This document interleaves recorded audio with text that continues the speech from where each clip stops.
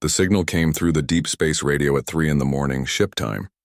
Jake Morrison was drinking his coffee in the command chair of the Endeavour when the message started playing. The voice was soft and strange, like wind through broken glass, but the universal translator made the words clear enough.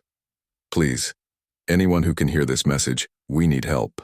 The Kreks came to our world 3 months ago. They said they wanted to trade with us, but they lied. They took our children first, then our adults. They put us in cages. They make us work in the mines until we die. My name is Gentle Rain on Leaves. I am broadcasting from a hidden place, but I do not think I can hide much longer. Our world is called New Eden. We are peaceful people. We never hurt anyone. Please, if there is anyone out there who cares about right and wrong, please help us. The message repeated twice more before cutting to static. Jake stared at the radio for a long moment, then called for his senior staff.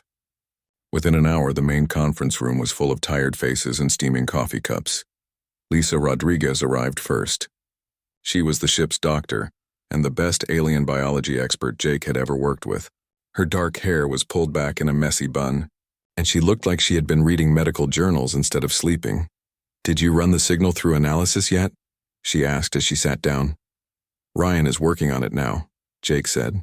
Ryan Clark was their chief engineer, a tall man from Texas who could fix anything and build weapons out of kitchen supplies if needed. He walked in a few minutes later with his tablet and a worried expression. "The signal came from about 40 light years from here," Ryan said. "That puts it right in the middle of nowhere. But the coordinates check out with a system that shows signs of terraforming. Someone built a colony out there." Maria Santos came in next. She was head of security, a former Marine who kept the peace on their exploration ship. Behind her came Alex Turner, the captain. Alex was young for a ship commander, only 35, but he had good instincts and his crew trusted him. "What do we know about these Kreks?" Alex asked as he took his seat. Lisa pulled up data on her tablet. "I ran a search through our alien contact database. The Kreks Dominion is bad news. They are a military empire that takes over weaker worlds and uses the people as slaves. They have conquered dozens of planets in the last 50 years. The Galactic Council has tried to stop them, but the Kreks are too strong." "What about the people asking for help?" Maria asked. "The Zephyrians are herbivores," Lisa said. "They eat plants and live in family groups. Their bodies are fragile compared to most species. They have thin shells like insects, and they need specific air mixtures to breathe. They never developed weapons because their homeworld had no dangerous animals. They are completely peaceful." Jake looked around the table. "So we have a peaceful farming species being enslaved by military conquerors, and they are asking anyone who will listen for help. The problem is distance," Ryan said. "Even at maximum speed, it would take us 6 days to get there. And we are just one ship with 200 people. The Kreks probably have a whole fleet." Alex was quiet for a long moment. Everyone knew what he was thinking. The Endeavour was an exploration vessel, not a warship. They had some basic weapons for asteroid clearing and protection from pirates, but nothing that could fight a real military force. "What kind of weapons do the Kreks use?" Alex asked. Lisa checked her data.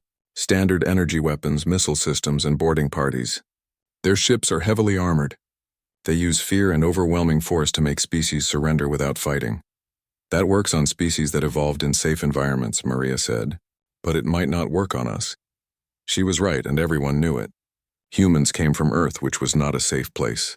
Their planet had tried to kill them for millions of years with predators, diseases, weather, and natural disasters. It made humans tough in ways that other species could not understand.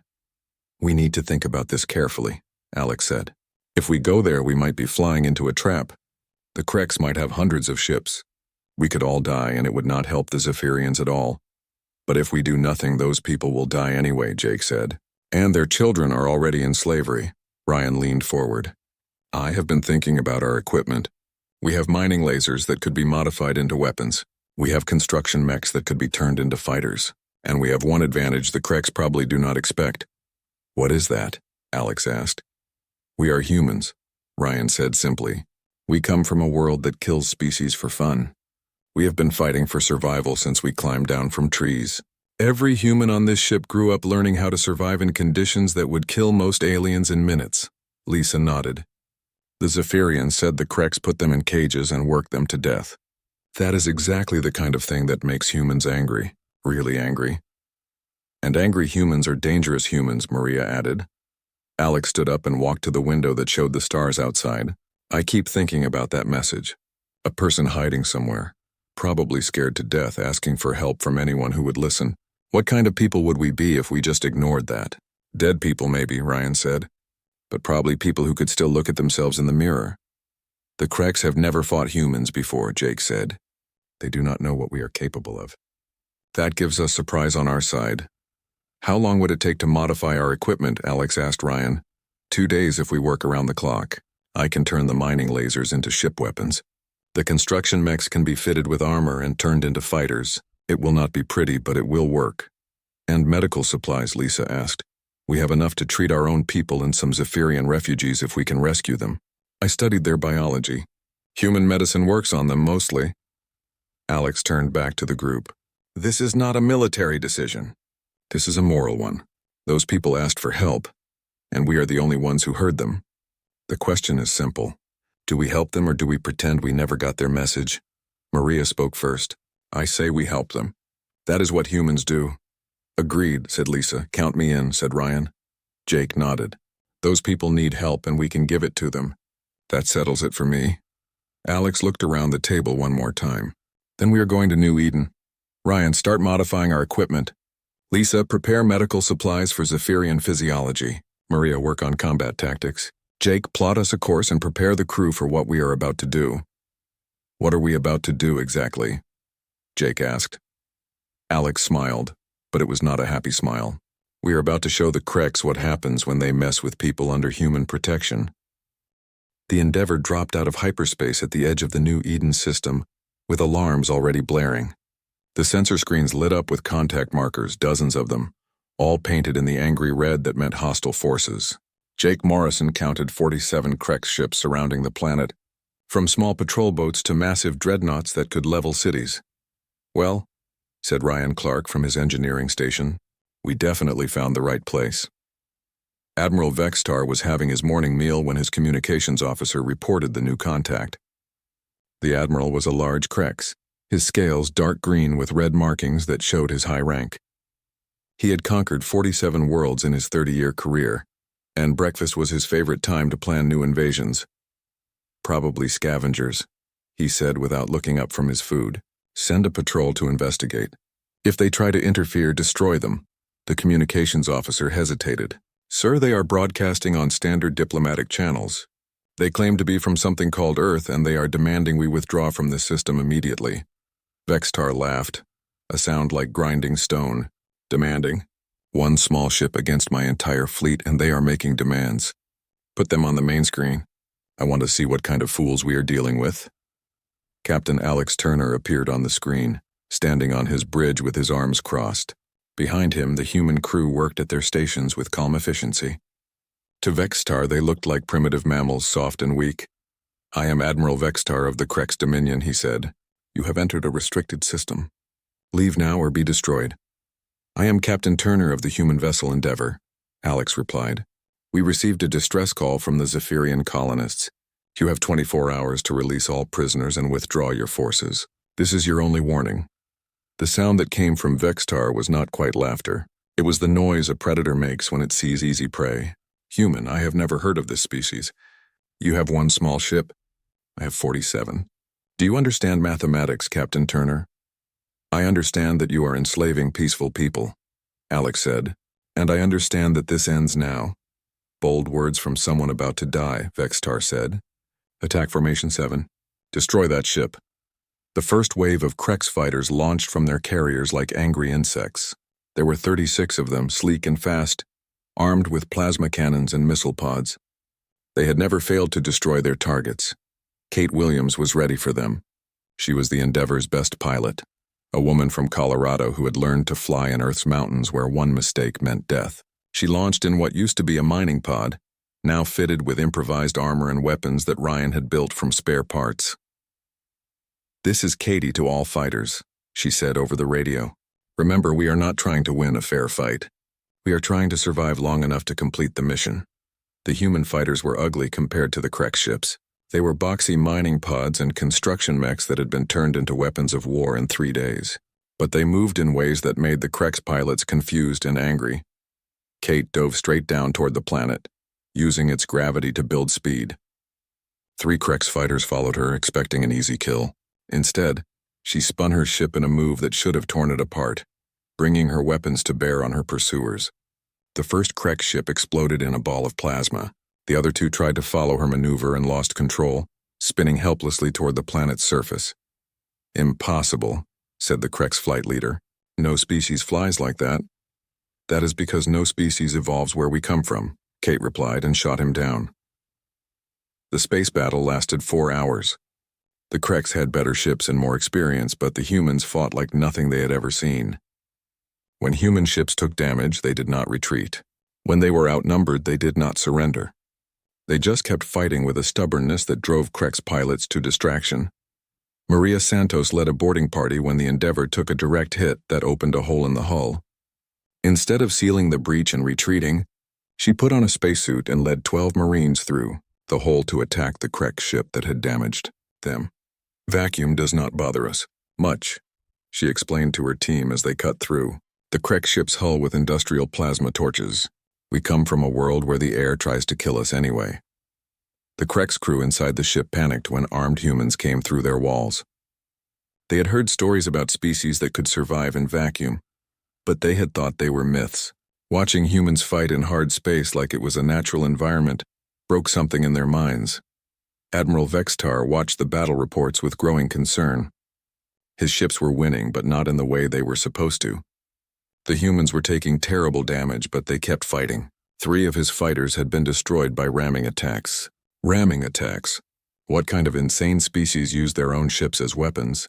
"Sir," his tactical officer reported, "we have destroyed 6 of their fighters, but they have destroyed 11 of ours, and their main ship is still operational despite taking direct hits that should have vaporized it."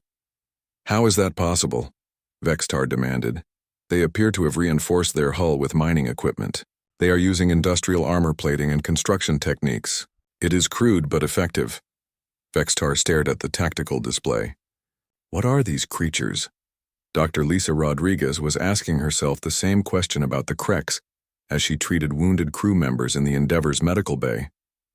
The ship shook around her as another missile impact hit their hull, but she kept working. "How are we doing?" "Doc?" asked a wounded Marine who had been caught in an explosion. "You will live," she said as she sealed the cuts on his arms. "But I'm starting to think the Krex will not." "What do you mean?" Lisa looked out the medical bay window at the battle raging outside. "I have been studying their ships and their tactics. They fight like bullies. They are used to overwhelming weaker species with superior numbers and firepower. They have never fought anyone who hits back this hard." She was right. The Krex were designed for conquest, not warfare. They were used to fighting species that surrendered when faced with impossible odds. Humans did not surrender. When they were losing, they fought harder. Captain Turner stood on his damaged bridge, watching the tactical display. The Endeavour had taken heavy damage, but she was still fighting. Half of his fighter squadron was gone, but the other half was still out there, somehow holding their own against superior numbers. "Status report," he called. "Hull breaches on decks 7 through 12, reported Ryan. "We have lost main power to the port weapons arrays. Life support is running on backup systems. Can we keep fighting?" "For another 2 hours, maybe 3 if we push it." "Sir," called Jake from communications, "I am getting something strange from the Krex flagship." "What kind of something?" "It sounds like they are asking their central command about us. They want to know what species we are and where we come from." Alex smiled grimly. "Patch me through to their admiral."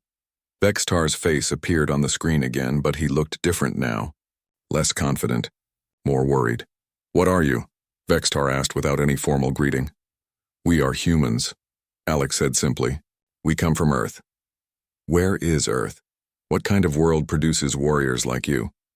Alex thought about that question. How do you explain a world where the weather can kill cities, where predators hunt in packs, where the very air is poison to most species, where survival means fighting every single day just to stay alive? "Earth is a world that tried to kill us for millions of years," he said finally. "We learned to fight back. Impossible. No species could evolve under such conditions." "We did," Alex said. "And now we protect species that evolved under better conditions. Species like the Zephyrians." Vextar looked at his tactical display. His fleet was still winning, but barely. These humans had cost him more ships in one battle than most species cost him in entire wars. "You cannot win," he said. "I still have more ships than you." "Maybe," Alex said. "But how many more will you lose finding out? And there are more human ships coming." This was a lie, but Vextar did not know that. "More ships like yours." "Worse ships," Alex said, "with crews that are even more angry about what you have done here." Vexatar cut the transmission and stared at the stars outside his command center. For the first time in 30 years of conquest, he was not sure he was going to win. The intelligence report reached Krek's High Command 3 hours after the first battle ended. General Krath read it twice before calling an emergency session of the War Council. The meeting room filled with the highest-ranking Krek's military officers in the galaxy, their scales bristling with agitation. "Explain this report," General Krath demanded from his position at the head of the table. "It says that Admiral Vextar lost 12 ships to a single enemy vessel." "The report is accurate," said Intelligence Director Cizix. "We have confirmed the battle data. The enemy called themselves humans from a planet called Earth." "Where is Earth?" asked Fleet Admiral Nexus. "That is the problem," Cizix replied. "We cannot find it in our star charts, but we did find something else." He activated the holographic display in the center of the table. "Computer, show planetary classification for Earth." The display showed a world that made every Krex in the room step backward. The planetary data scrolled past in letters that seemed to burn. Atmospheric oxygen concentration 21%, gravity 1.2 standard, magnetic field fluctuations, geological instability, extreme weather patterns, predatory life forms in 97% of ecosystems. Class 12 Death World, the computer announced in its neutral voice. The room fell silent. Class 12 was theoretical. No sentient life could evolve on a world that hostile. The classification existed only to mark planets that were too dangerous for any form of colonization. "This must be an error," said Admiral Nexus. "Nothing can live on a Class 12 world." "The humans can," Cizix said. "According to this data, they evolved there for millions of years." Meanwhile, on the surface of New Eden, Dr. Lisa Rodriguez was learning about the Zephyrians from one of the few who had escaped Krek's captivity. Gentle Rain on Leaves was exactly as her name suggested, delicate and beautiful, with gossamer wings and a shell that looked like it was made from pearl. She spoke in whispers because her voice box could not handle loud sounds. "We never imagined that beings like you existed," Gentle Rain on Leaves said as Lisa examined her injuries. "Your species comes from a world of violence, yet you risk your lives to help us." "That is what humans do," Lisa said as she treated a crack in the Zephyrian's shell. "We protect those who cannot protect themselves." The Krek said that no one would come to help us. They said the galaxy did not care about weak species. Lisa looked out the window of the hidden cave where they were meeting.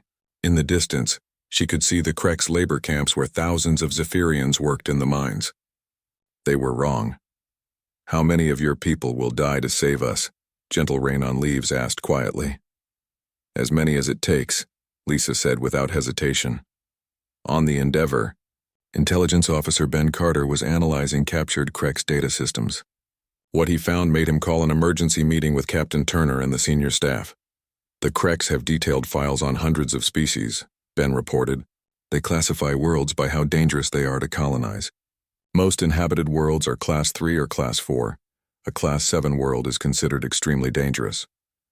"What class is Earth?" Alex asked, though he was starting to suspect the answer. "Class 12. According to their files, Earth should be uninhabitable. The gravity alone would crush most known species.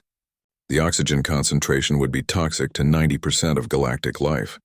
And that is before you factor in the predators, diseases, weather systems, and geological instability." Ryan Clark laughed. "No wonder they were surprised when we started shooting back." "It gets better," Ben continued. "The Krek's database has protocols for dealing with species from different world classifications. For Class 1 through 6 worlds, they use standard intimidation tactics. For Class 7 through 9, they use overwhelming force." "What about Class 10 through 12, Maria asked. "The protocol for Class 10 through 12 worlds is simple," Ben said. "Avoid contact. Do not engage. Quarantine the system and mark it as hostile to all life."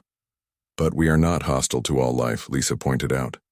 "No," Alex said thoughtfully. We are only hostile to those who threaten innocent people. The Krex just happened to be exactly that kind of threat. Captain Turner made a decision that would change the course of the war. Ben, I want you to broadcast information about Earth to every Krex ship in the system. Show them exactly where we come from, sir. That might make them more determined to kill us. Or it might make them think twice about what they are fighting. The broadcast went out on all Krex military frequencies. It showed images of Earth that Ryan had pulled from their educational databases. Hurricanes that could level cities, tornadoes that could tear apart buildings, earthquakes that split mountains, volcanoes that could change the climate of entire continents. But the worst part was the predators. The broadcast showed sharks, lions, bears, crocodiles, and dozens of other apex predators that had evolved alongside humans. It showed venomous snakes, spiders, and insects. It showed plants that could kill with a touch and diseases that could wipe out entire populations. This is the world that made us, Alex said in the broadcast message. We learned to survive here. We learned to fight here, and we learned that the strong have a responsibility to protect the weak. The reaction on Krex ships was immediate and dramatic. Crew members who saw the broadcast began requesting transfers to other systems. Some refused to continue fighting. 3 ships simply left the battle zone without orders. Admiral Vexitar watched the broadcast in his command center with growing horror. They evolved alongside those creatures, he said to his tactical officer. Sir, according to the data, humans are apex predators on their own world. They hunt and kill other predators for food. What kind of nightmare world produces a species that hunts other predators? A world that produces the strongest warriors in the galaxy? Apparently, the psychological warfare was working, but the humans had more practical advantages as well. Chief Engineer Ryan Clark had been studying Krex technology from the wreckage of destroyed ships, and he was making disturbing discoveries. Their equipment is designed for species with specific environmental needs, he reported to the engineering team. Their ships require life support systems that maintain very precise atmospheric conditions. Their weapons are designed to work in controlled environments. What does that mean for us? Asked his assistant Carol Hughes. It means they cannot adapt the way we can, Ryan said. When their life support fails, they die. When their equipment breaks, they cannot fix it with spare parts from other systems. They are like machines that only work under perfect conditions. And we are like machines that work better when conditions are terrible, Carol said. Exactly. We come from a world where nothing ever works perfectly, so we learn to improvise.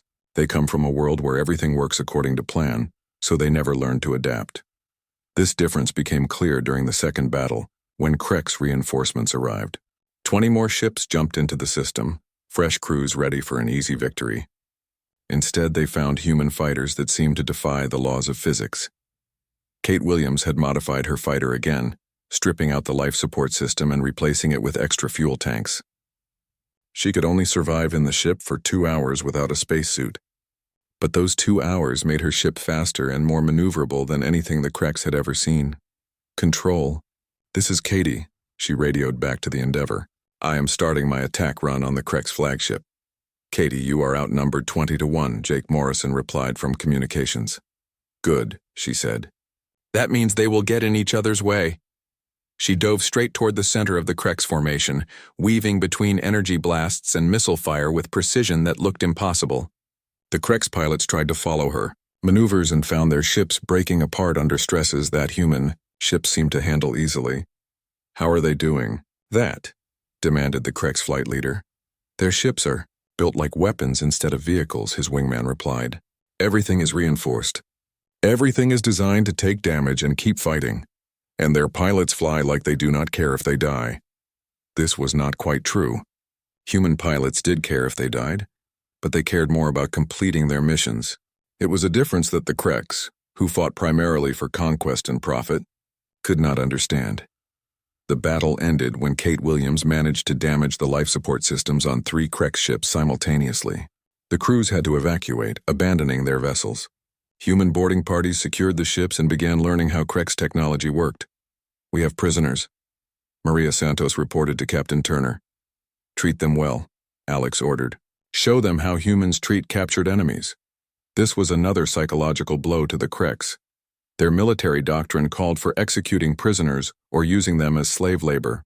The humans gave them medical treatment, decent food, and comfortable quarters.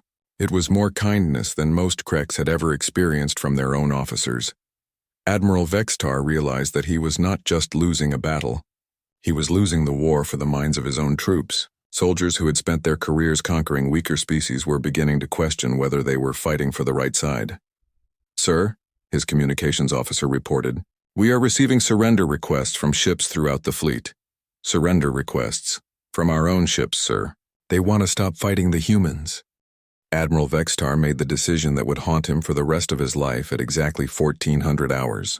Ship time. His fleet was falling apart. His soldiers were surrendering. And these impossible humans kept fighting with a determination that defied every military principle he understood. There was only one way to regain control of the situation. "Communications open a channel to all human vessels," he ordered. Captain Alex Turner appeared on the screen, looking tired but determined. Behind him, the bridge of the Endeavour showed signs of battle damage, but the crew worked with calm efficiency. "Admiral Vextar," Alex said, "are you ready to discuss terms for your withdrawal?" "I have different terms in mind," Vextar replied. "You have 1 hour to surrender and leave this system. If you refuse, I will begin executing Zephyrian prisoners, 100 every hour until you comply." The silence that followed was different from any silence Alex had ever experienced. It was the kind of quiet that comes before earthquakes, when every animal on Earth suddenly knows that something terrible is about to happen. "You would murder innocent civilians to force our surrender," Alex said finally. "They are not innocent," Vextar said. "They are property of the Krex Dominion. I can dispose of property as I see fit." "I see," Alex said. "In that case, Admiral, you have made a very serious mistake." The transmission ended, and Vextar felt satisfied for the first time since the humans had arrived. Fear was a weapon he understood, and now these Deathworld creatures would learn that some prices were too high to pay. He was wrong about that, but he would not understand his mistake until it was far too late. The first execution broadcast reached human ships 30 minutes later. It showed Zephyrian families being forced into airlock chambers while Krex soldiers watched. The victims were not warriors or rebels. They were farmers, teachers, children who had never hurt anyone in their lives. The reaction on human ships was immediate and terrible. Men and women who had been fighting with professional discipline suddenly became something else entirely. They became the apex predators that Earth had spent millions of years creating. "Sir," Jake Morrison reported to Captain Turner with a voice that shook with rage, "we are receiving transmissions from the cargo ship Titan, the mining vessel Ironclad, and the research ship Pioneer. They picked up our distress signals and are requesting permission to assist." "How long until they arrive?" Alex asked. "The Titan is already here. The other two will arrive within 6 hours." Alex looked at the tactical display. 3 more human ships meant 3 more crews who had just watched innocent people being murdered for the crime of asking for help. "Signal all human vessels. We are no longer attempting to force withdrawal. We are now engaged in a rescue operation with no regard for Krex casualties." Captain Nicole Hayes commanded the cargo vessel Titan, a massive ship designed to haul raw materials between star systems. Her crew of 90 included dock workers, mechanics, and freight handlers who had never seen military action. That changed the moment they watched Krex soldiers murder Zephyrian children on live transmission. "This is Captain Hayes to all ships," she broadcast. "The Titan is not a warship, but we have 40,000 tons of cargo handling equipment that is about to become military hardware. Engineering teams prepare for combat modification. All crew members prepare for boarding operations." The Titan was not built for war, but it was built to survive in the dangerous environment of deep space cargo hauling. Its hull could withstand asteroid impacts. Its cargo bays could be pressurized or depressurized in seconds. Its loading equipment could move massive weights with precision. Nicole Hayes had an idea that would have been called insane if anyone had been thinking clearly. Navigation. Plot an intercept course with the Krex command ship. Maximum acceleration. "Captain, are you planning a ramming attack?" "No," Nicole said. "I am planning something much worse." On the surface of New Eden, the situation was deteriorating rapidly. Krex ground forces had received orders to begin systematic execution of prisoners, starting with the children. Captain Maria Santos led the rescue operation with a team of 30 Marines who had volunteered for what everyone knew was a suicide mission. "The Krex have fortified positions around the prison camps," she explained to her team as they prepared for the assault. They have energy barriers, automated defenses, and superior numbers. Under normal military doctrine, this mission would be impossible. Good thing we are not normal military, said Sergeant Tony Rivera. The plan is simple, Maria continued. We hit them hard, we hit them fast, and we do not stop until every prisoner is free. Questions. What about casualties? Asked Corporal Danny Chen. There will be casualties, Maria said. Probably a lot of them. The question you need to ask yourself is whether you can live with letting those children die, or whether you would rather die trying to save them. Every hand in the room went up to volunteer. The ground assault began at sunset, local time. Human forces attacked Krek's positions with weapons that should not have worked and tactics that should not have succeeded. They used mining charges as grenades, construction vehicles as assault platforms, and medical equipment as electronic warfare tools. But the real weapon was something the Kreks had never encountered before. Human rage focused on a clear moral target. These were not soldiers fighting for territory or resources. These were protectors fighting for the lives of innocent children. Dr. Lisa Chen commanded the medical team that followed the assault forces. She was a combat medic from the research ship Pioneer, trained to treat injuries in dangerous environments. What she found in the Krek's prison camps made her understand why her species had evolved on a world that tried to kill them. Medical log, Day 4 of operations, she recorded as she worked. I have treated 17 Zephyrian children for malnutrition, exposure, and physical abuse.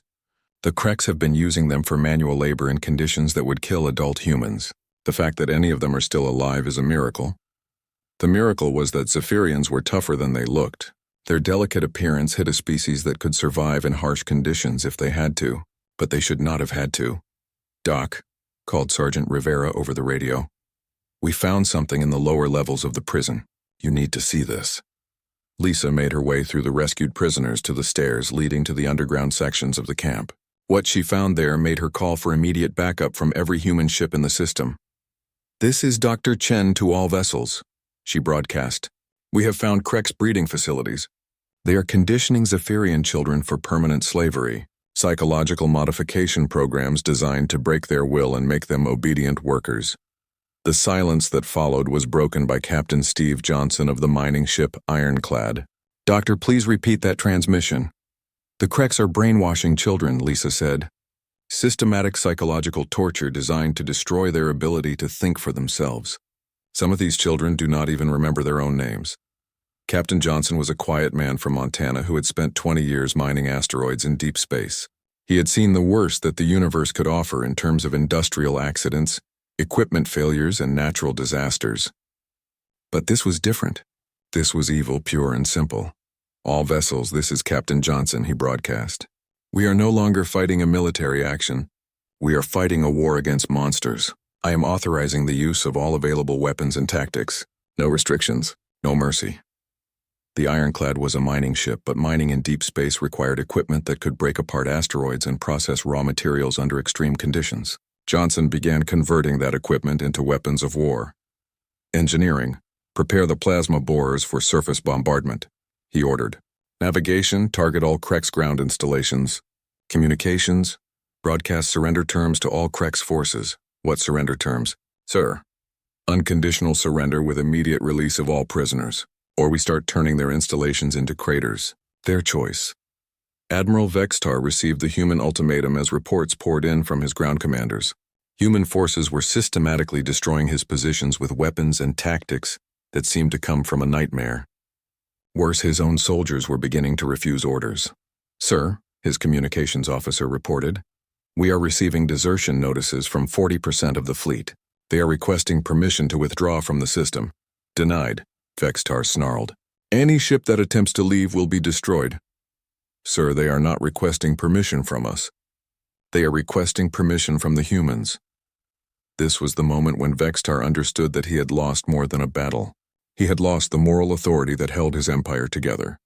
Soldiers who had spent their careers following orders without question were suddenly asking whether those orders were right. Sir, his tactical officer said quietly, the human cargo ship is approaching our position. It appears to be on a collision course. Shoot it down. We have been trying, sir. It appears to be heavily armored, and it is using some kind of electronic warfare system that interferes with our targeting. Vextar looked at the tactical display and realized that the human ship was not trying to ram his vessel. It was trying to dock with it. What are they doing? The final battle began when Captain Alex Turner made a decision that no military academy in the galaxy would have approved.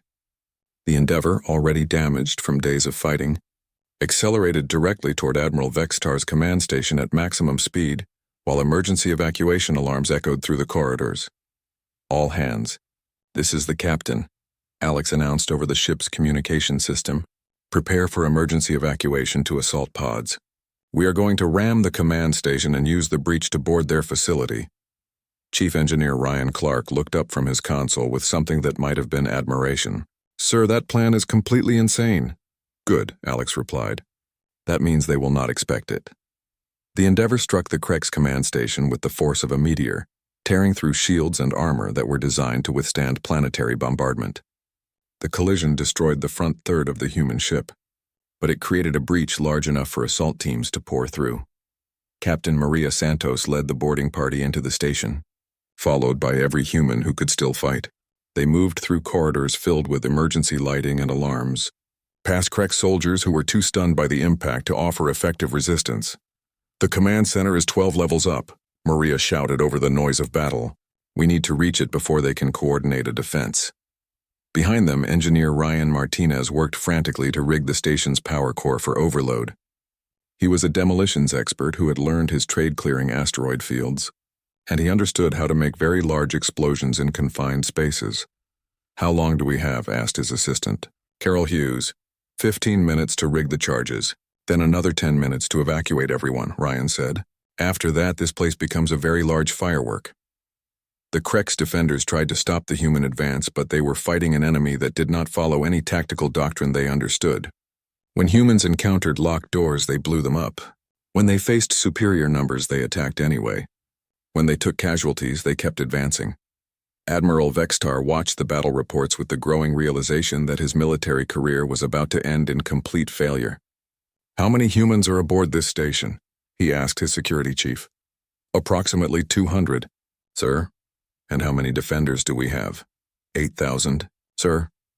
Then why are the humans winning? His security chief looked at the tactical display with confusion and fear. I do not know, sir. They fight like they are already dead.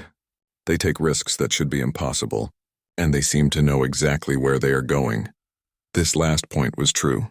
The humans had studied the station's layout during their approach, and they were moving toward specific targets with deadly efficiency. They were not trying to conquer the station. They were trying to rescue prisoners and destroy military capability. Dr. Lisa Chen reached the prisoner holding areas first, followed by a medical team that had fought their way through 3 levels of Krex guards. What she found there made her call for immediate evacuation support. This is Dr. Chen to all forces, she broadcast. I have found approximately 3,000 Zephyrian prisoners in critical condition. We need evacuation ships immediately. Doc, this is Captain Hayes on the Titan, came the reply. We are standing by for prisoner transfer. How many can you move? All of them, Lisa said without hesitation. We did not come this far to leave anyone behind. The prisoner evacuation became a race against time. Human forces had to hold their positions while medical teams moved thousands of weak and frightened Zephyrians to evacuation ships. The Krex tried to retake the prisoner areas, but they found themselves fighting humans who would rather die than let innocent people remain in captivity. Captain Alex Turner fought his way to the command center with a small team of volunteers. They moved through corridors that were filled with smoke and debris, past emergency barricades that Krex soldiers had abandoned when they realized that humans did not stop advancing, just because they were taking heavy fire. The command center is just ahead. Jake Morrison reported from his position at point. Heavy resistance, multiple defensive positions. Can we break through? Alex asked. Probably, Jake said. But it will cost us. Then we break through. The assault on the command center lasted 20 minutes and cost 8 human lives. But when the smoke cleared, Admiral Vextar found himself face to face with Captain Turner, whose uniform was torn and bloodied but whose eyes still burned with determination. Admiral Vextar, Alex said formally, I am Captain Alex Turner of the human vessel Endeavor. You are under arrest for crimes against sentient life. Vextar looked around his command center, which was now occupied by armed humans who had fought their way through impossible odds to reach him. What kind of species are you, he asked. We are the kind that keeps promises, Alex replied. We promise to help the Zephyrians. We promise to stop you from hurting innocent people, and we always keep our promises. You cannot win, Vextar said desperately. Even if you destroy this station, the Krex Dominion has thousands of ships. Maybe, Alex said. But we have something better than ships. What? We have the moral authority that you just lost, Alex said. Your own soldiers are surrendering rather than fight us. Your fleet is falling apart because they know we are right and you are wrong. As if to prove his point, the communication system crackled with reports from throughout the system. Krex ships were powering down their weapons and requesting permission to evacuate the system. Ground forces were abandoning their positions. The entire military structure that Vextar had built was collapsing. This is Engineer Martinez to all forces, came Ryan's voice over the radio. Explosive charges are set and ready to detonate. All personnel have 5 minutes to reach minimum safe distance. The evacuation was a masterpiece of human logistics and stubborn refusal to accept defeat. Despite having limited ships and time, the human fleet managed to evacuate every Zephyrian prisoner and most of their own personnel before the command station exploded in a ball of plasma that could be seen from orbit. Admiral Vextar's final transmission was broadcast to every Krex vessel in the galaxy. It was not a military report. It was a warning. To all Krex forces, this is Admiral Vextar, he said from his escape pod as the command station burned behind him. Do not engage the species called humans. They are not like other life forms. They do not surrender when outnumbered. They do not retreat when taking casualties. They do not negotiate when innocent lives are at stake. He paused, looking at the wreckage of his fleet floating in space around him. They call their world a death world, and now I understand why. It made them into something we cannot fight. They are stronger than us, tougher than us, and more determined than us. But worst of all, they are better than us. They fight to protect the weak instead of conquering them.